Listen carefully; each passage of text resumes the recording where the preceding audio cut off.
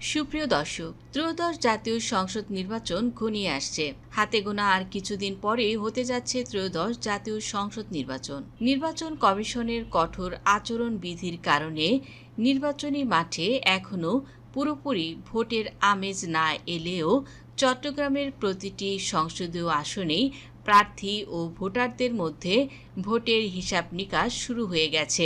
BNP, জামায়াতে ইসলামী, জাতীয় party, LDP, NCP, ইসলামী আন্দোলন বাংলাদেশ, সুন্নি জোট সহ বিভিন্ন রাজনৈতিক দলের প্রার্থীরাই সক্রিয়ভাবে মাঠে রয়েছেন।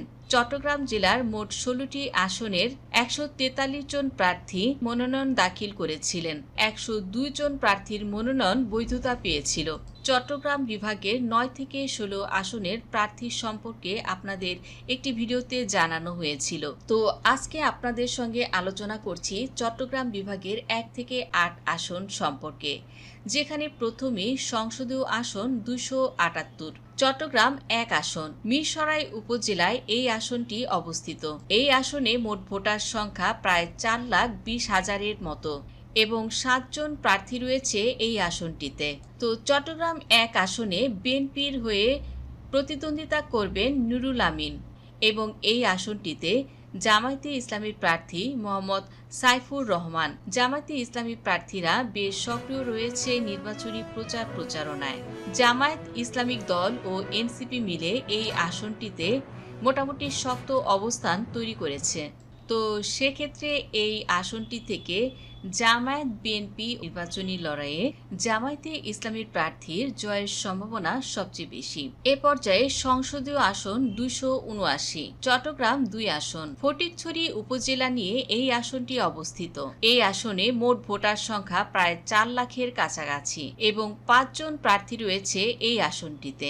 এই আসনটিতে বিএনপির হয়ে প্রতিনিধিত্ব করবেন সারোয়ার আলমগীর এবং এই আসনটিতে জামায়াতের হয়ে লড়বেন অধ্যক্ষ মোহাম্মদ নুরুল আমিন।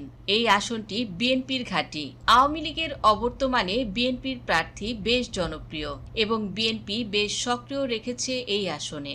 এক কথায় বিএনপি এই আসনটিতে বেশ রাজত্ব করছে এবং ভোটের মাঠেও ব্যাপক হারে গণসংযোগ ঘটাচ্ছে।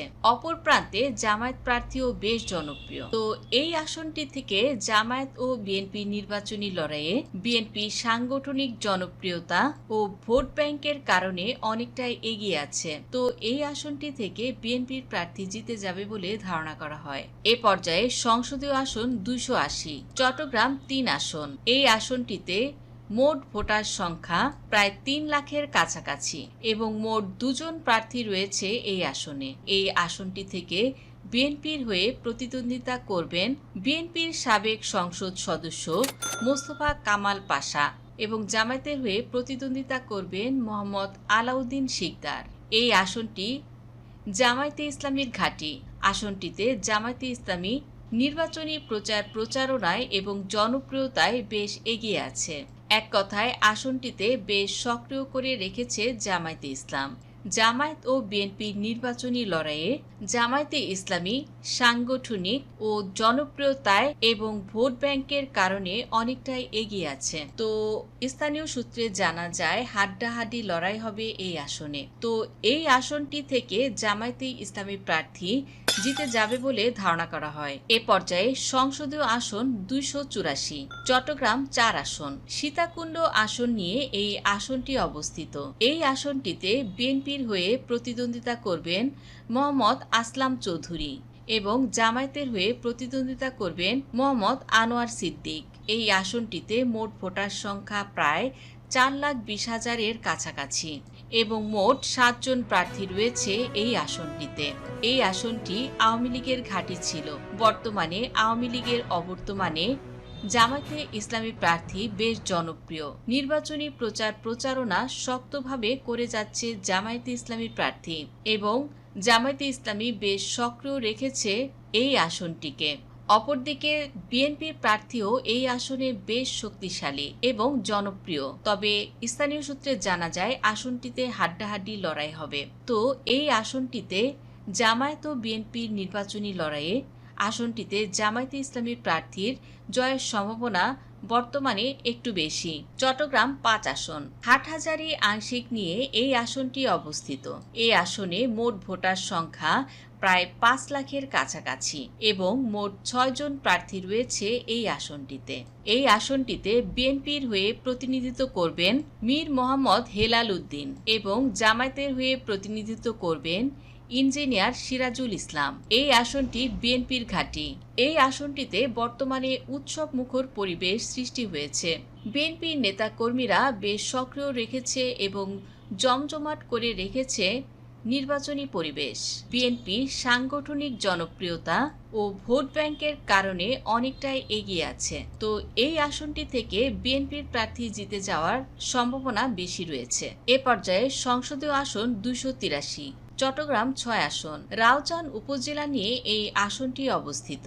এই আসনে মোট ভোটার সংখ্যা প্রায় ৩,৫০,০০০-এর কাছাকাছি এবং মোট ৫ জন প্রার্থী রয়েছে এই আসনটিতে। এই আসনটিতে বিএনপির হয়ে প্রতিনিধিত্ব করবেন গোলাম আকবর খন্দকার অথবা গিয়াসউদ্দিন কাদের চৌধুরী। কেননা বিএনপি হতে এই দুজন প্রার্থী তারা মনোনয়ন দিয়েছিলেন। তবে গিয়াসউদ্দিন কাদের চৌধুরী ঋণ খেলাপির দায়ে তার মনোনয়নপত্রটি এখনো পর্যন্ত স্থগিত রয়েছে।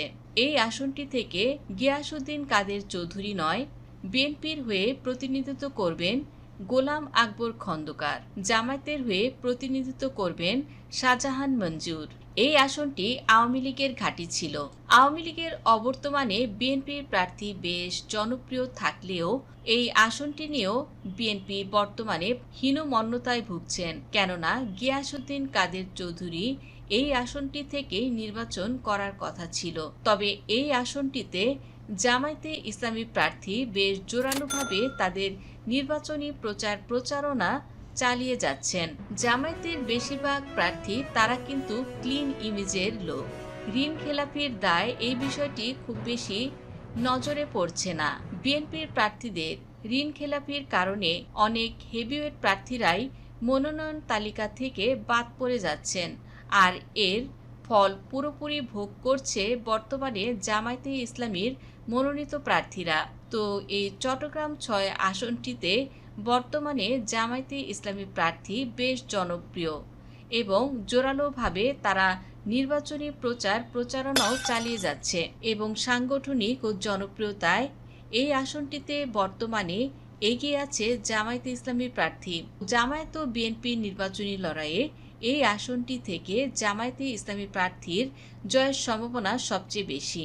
এ পর্যায়ে সংসদীয় আসন ২৮৪, চট্টগ্রাম ৭ আসন। এই আসনে মোট ভোটার সংখ্যা প্রায় ৫,৫০,০০০-এর কাছাকাছি এবং মোট ৬ জন প্রার্থী রয়েছে এই আসনটিতে। এই আসনটিতে বিএনপির হয়ে প্রতিনিধিত্ব করবেন হুমাম কাদের চৌধুরী এবং জামায়াতের হয়ে প্রতিনিধিত্ব করবেন এটিএম রেজাউল করিম। দু প্রার্থীর মধ্যে শক্ত লড়াইয়ের আভাস মিলেছে। কেননা হুমাম কাদের চৌধুরী তিনি কিন্তু এই রাঙ্গুনিয়া আসনে বেশ জনপ্রিয় একজন প্রার্থী এবং তিনি প্রয়াত সালাউদ্দিন কাদের চৌধুরী অর্থাৎ সাকা চৌধুরীর ছেলে। এই আসনটি বরাবরই বিএনপির ঘাঁটি। আওয়ামী লীগের অবর্তমানে বিএনপির প্রার্থী হুমাম কাদের চৌধুরী এই আসনে বেশ জনপ্রিয় এবং নির্বাচনী প্রচারণায় সর্বাধিক এগিয়ে আছে। বিএনপির দলটিকে এই তরুণ নেতা বেশ এগিয়ে রেখেছে। এক কথায় বলা যায় আসনটিতে বিএনপি বেশ রাজত্ব করছে এবং ভোটের মাঠেও ব্যাপক গণসংযোগ ঘটাচ্ছে জাতীয়তাবাদী দল বিএনপির এই প্রার্থী। তো সেক্ষেত্রে জামায়াত ও বিএনপির নির্বাচনী লড়াইয়ে বিএনপির সাংগঠনিক ভোট ব্যাংক ও জনপ্রিয়তার কারণে অনেকটাই এগিয়ে আছে। তবে এই আসনটিতেও একটি হাড্ডাহাড্ডি লড়াই হবে।